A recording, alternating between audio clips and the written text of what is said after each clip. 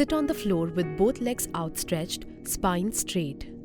Sit in a padmasana position or lotus pose. You can sit in an ardha padmasana or a half lotus pose if there is any discomfort in the knee. Your palms should rest on the floor near your hips. Inhale here.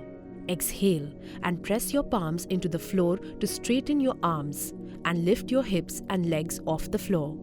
Hold this position for 10 seconds. Think of pulling the legs towards the chest to engage your core. Breathe only through the nose during this pose.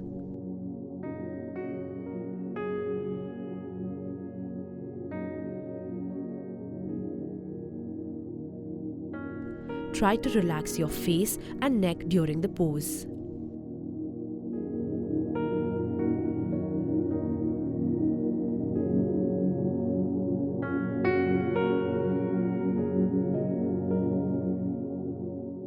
Lift only the hip and not the legs to make it easier.